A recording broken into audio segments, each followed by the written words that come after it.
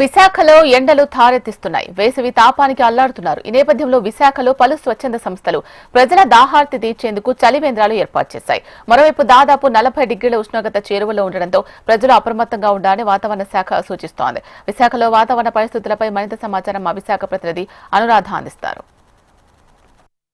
ఎండల తీవ్రత మండిపోతుంది. అయితే సహజంగానే ఎండాకాలం ఎండలు ఉండవా అని అందరూ అనుకుంటారు. కానీ పగటి ఉష్ణోగ్రతలు అర్బన్ ఏరియాస్లో మరింత పెరిగిపోతున్న నేపథ్యంలో ప్రజలు ఇళ్ల నుంచి బయటికి రావాలంటేనే భయపడుతున్నారు. ఒకవేళ ఎవరైనా బయటకు వస్తే గనక ఖచ్చితంగా ప్రికాషన్స్ తీసుకొని మాత్రమే బయటికి రావాల్సిన పరిస్థితి అయితే ఉంది.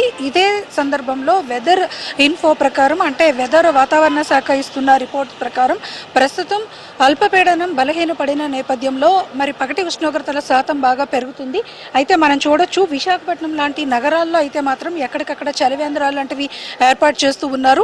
అలాగే కొన్ని చోట్ల ప్రజలు మామూలుగా జ్యూస్ సెంటర్స్ కానీ లేకపోతే ఇట్లాంటివన్నీ కూడా వాళ్ళు వెళ్తూ వస్తూ, అంటే వాళ్ళు ఎండ నుంచి ఉపశమనం పొందేందుకు చాలా చర్యలు అయితే తీసుకుంటున్నారు. అయితే ఇక్కడ ప్రస్తుతం నేను విశాఖపట్నం ఆర్టీసీ బస్ కాంప్లెక్స్ దగ్గర ఉన్నాను. రోజు వందలాది మంది ఇక్కడికి వచ్చి వెళ్తూ ఉంటారు. అయితే ఇక్కడ సార్, మీరు ఆల్రెడీ చలివేంద్రం ఉంది, వాటర్ తాగుతున్నారు. ఇది చూస్తే మీకు ఎలా అనిపిస్తుంది? ఎలా అడుగడుక్కి ఇలా పెడితే చాలా మందికి మంచిదనేసి మేము కోరుకుంటున్నాం. ఇక్కడ ఎలా ఉంది? నీట్ గా ఉందా? నీట్ గా ఉందండి, నీట్ గా ఉంది. తాగే వారికి అన్నిటికి బాగానే ఉంది. వాటర్ కూడా బాగా. ఎండల తీవ్రత ఎలా ఉంది? మీకు వేరియేషన్ కనిపిస్తుందా లాస్ట్ ఇయర్? మాదైతే లంకిలపాలెం అండి. ఇక్కడ రుషికొండకు వచ్చాం చూడడానికి. ఎండలు అయితే ఇక్కడ టౌన్ లో బాగా ఎక్కువగా. చూడడానికి వచ్చారు?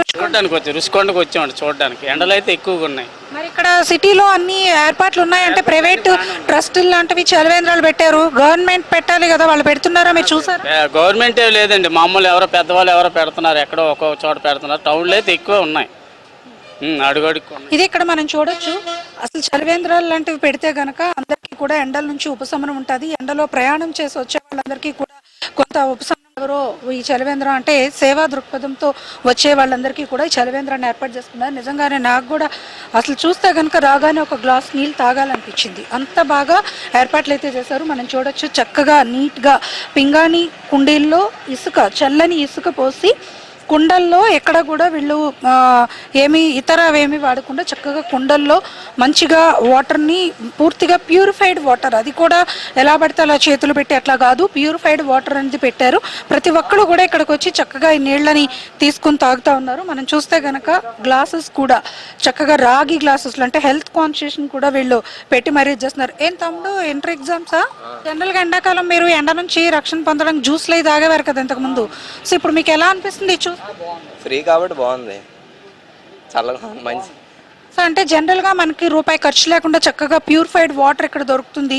ఇలాంటివి ఇంకా సిటీలో పెడితే బాగుంటుంది అని అనుకున్న పెద్దవాళ్ళకి, ఇంకా సిటీలో పెడితే బాగుంటుంది. అలాంటిది మంచి సిటీలో పెడితే అది. ఇక్కడ మనం చూస్తే కనుక సిటీస్లో ఇలాంటివైతే అందుబాటులో ఉంటాయి. నిజంగా పల్లెటూరులో అయితే బావులు, అలాగే వాటర్ ట్యాప్స్ ఇలాంటివన్నీ దగ్గరగా ఉంటాయి కాబట్టి చేతి పంపులు పర్వాలేదు వాళ్ళకి. సిటీస్లో మాత్రం ఖచ్చితంగా ఇలాంటి చలివేంద్రాలు లాంటివి అవి పెట్టుకుంటే ఎండ నుంచి ఉపశమనం పొందే అవకాశం ఉంటుంది అన్నది చాలామంది చెప్తూ ఉన్నారు. అయితే జీవీఎంసీ కూడా ఈ పాటికే ఏర్పాటు చేయాల్సింది. కానీ జీవీఎంసీలో ప్రస్తుతం నెలకొన్న అనిశ్చిత పరిస్థితుల వలన ఇంకా గవర్నమెంట్ అయితే చలివేంద్రాలు లాంటివి ఇంకా టేకప్ చేయలేదు. ప్రస్తుతం సేవా దృక్పథంతో ఏర్పాటు చేస్తున్న ఇలాంటి ప్రైవేట్ వాళ్ళు ఎవరైతే, అంటే కొంచెం సేవా సంస్థలు కానీ ఇలాంటి వాళ్ళైతే మాత్రం చలివేంద్రాలు అవి ఏర్పాట్లు చేసుకుంటున్నారు సిటీలో.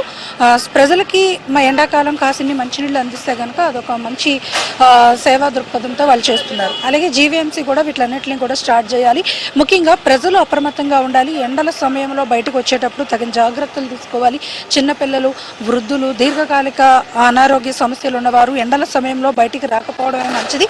ఒకవేళ వస్తే కనుక గొడుగు వాడటం కానీ లేకపోతే చలువ కళ్ళద్దాలు వాడడం కానీ ఇలాంటివన్నీ కూడా చేస్తే ఎండల నుంచి ఉపశమనం పొందే అవకాశం ఉంటుంది. ఏది ఏమైనా విశాఖపట్నంలో టెంపరేచర్స్ మాత్రం రోజు రోజుకి పెరుగుతున్నాయి. So Vizag public be alert.